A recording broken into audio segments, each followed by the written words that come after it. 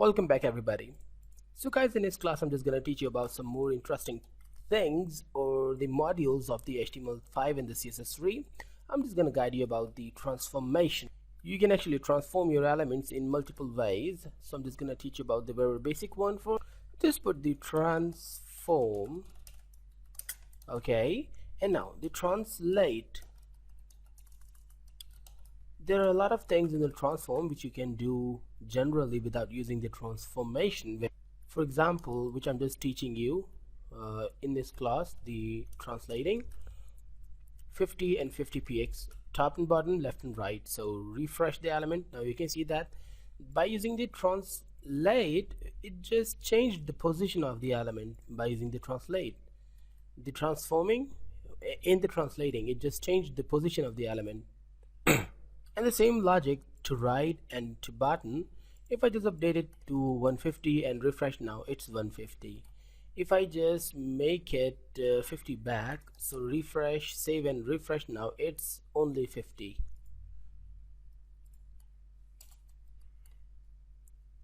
And if I just put the one here and refresh, so now it's 150 from the top to bottom. So this is the thing, the transform. Now I'm duplicating this one and I'm just duplicating the whole div1 style. So what I'm just teaching you for the second one, refresh. Okay, cool. The scale method, so remove this one and just put the scale. Okay, 1 or 2 basically from the width and the 2 from the height too. Refresh now. It got double. It should be one div2, as you know. Okay, perfect. So now refresh now. Nothing happened. Now this should be div2 and now refresh now. It just became double of itself.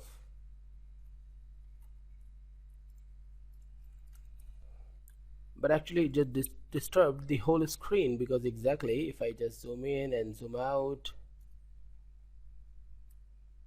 okay, this is the general size. But interestingly, where is that element, the div1? It's actually just at the back of this element, this new, the scaled element.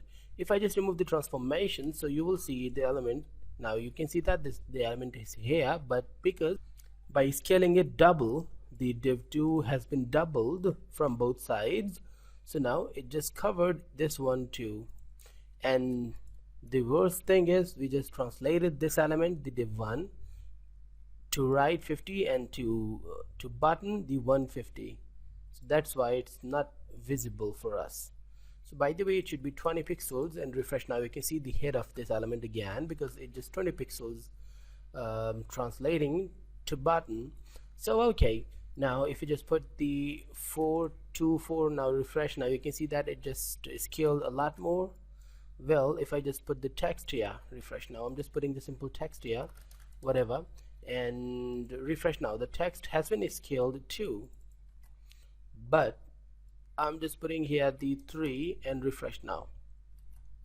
I'm not watching the element, so I'm just putting the 200 pixels margin to see the element completely. Now you can see that this is the element. Because of the 200 margin, it's just visible for us, and the text is stretched too, as you can see.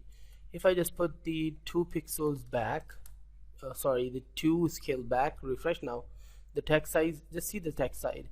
And if I just put the 4 here and refresh now, you can see that the text has been stretched too. So this is the the scale transformation, going awesome. So now for the next one, I'm just gonna teach you another one, the div3. Copy that and paste that here, the div3, and remove this scaling. I'm removing that, and what I'm just putting here the rotate. This is another one, another way. And what I'm just gonna do, well, this thing, the rotate, is not available in a general way, so you should use this one if you just want to rotate your element. By the way, what I'm just gonna put here, I'm just gonna put here the degree. I just want to rotate the element around 30 deg, 30 degrees. So save and refresh now. You can see the same element as I duplicated the div3, it's rotated here. Okay, and if you just put the 45 degree, whatever, you can put the value you want. So refresh now, it's 45 degree rotated. Great. something more. Do you want to learn about the rotation? I just want to teach you about the 3D rotation. So duplicate and the div 4 and exactly just copy this one and paste there. The div 4, and I'm just gonna rotate the element in a X way, rotate X. Again in a degree way it's rotating. Refresh. Now you can see that this element has been rotated 45 degree. If I just put here the 90 degree, 95 degree and refresh, now it's 95 degree rotated. You can see the text here still, which is very small because it's rotated. Now I think you can understand that it's rotating in the x-axis. Great. Now what more I'm just gonna do, if I just put here instead of the 95, if I just put the 180, so refresh, now it's totally rotated its way and we still can see the text but in the rotated way. So guys, this is the x rotation. If I just teach you about the y rotation, so put the x rotate y and duplicate this one and the div 5 and then refresh to, oh I see, this should be the 5 too. Refresh. In the same way you can see that it's rotated too, but it's rotating in the y-axis. So if I just put here the 90 degree, again it will get the same situation. It's actually not visible because it just cannot show, we just cannot see anything in a 90 degree. Well, we should try to apply something interesting. I'm just applying the 45 degree. Refresh. Now I just can't see the element still, but it's on the 45 degree. Why I just didn't see the 90 degree? I just want to show you the reason. Just because in a 90 degree it just became just like in a sword or the blade, actually blade or sword, whatever you want to say. By the way, this is the thing I just want to show you, the x rotate and y rotate. Now another thing is the z rotate. So this is the div 6 and just copy this one and paste the actual thing, the div 6, and this should be the z rotate z. Again I'm just putting the 45 degree and refreshing. Now this is rotating in a z way. What is this? This is just like that one, exactly.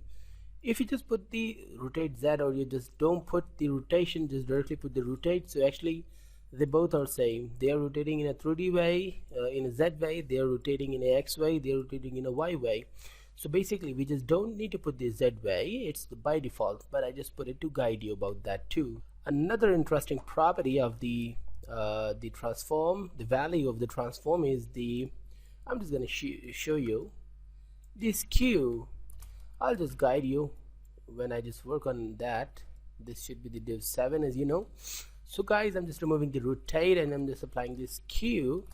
Now one thing more, I'm just clearing that before going further you should apply all those which we just learned. So you should make yourself, as you're practicing and achieving the targets, then go more. So guys, there, what I just want to skew, I just want to skew the element of this div 7 in the 45 degree. Okay, the div 7 and refresh. Now you can see that it just skewed in a 3D way, looking awesome. Great. If you just want to skew this in the instead of the 45, if I just apply the 25,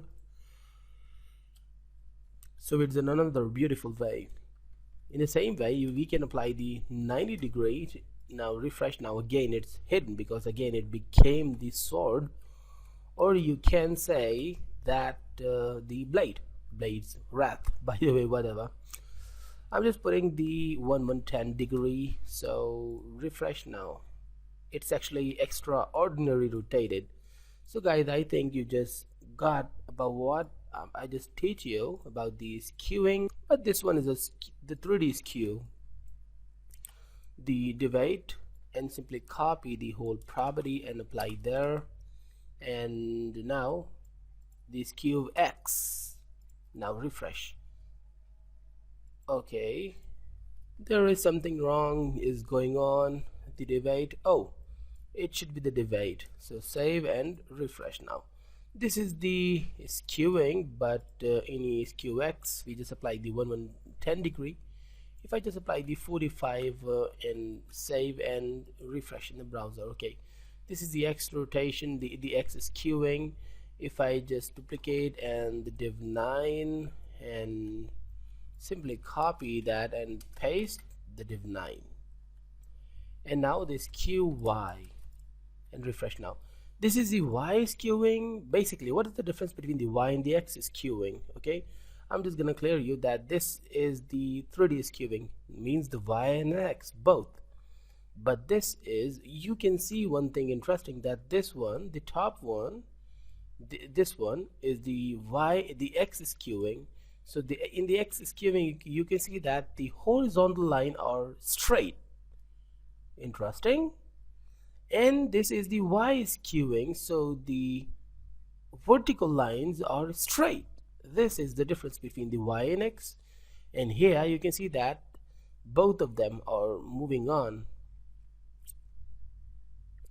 but mostly it just covers the, you know, that the just behave like these QX. Well, to make it the real 3D, the simplest Q, we have to put two values. There I just put it a single value, but if I just put the two values 110 degree, so it will work in a 3D way, means the X and the Y. But this can disturb the image badly. You will see this one is the div 7. If I just refresh now, you can see that it just increased in size and just messed up badly, as I said that. But in this way you just made it the simplest Q as 3D. So guys, we've learned a lot of things about the transformation. In the next class we'll learn about some other things. Stay tuned and goodbye.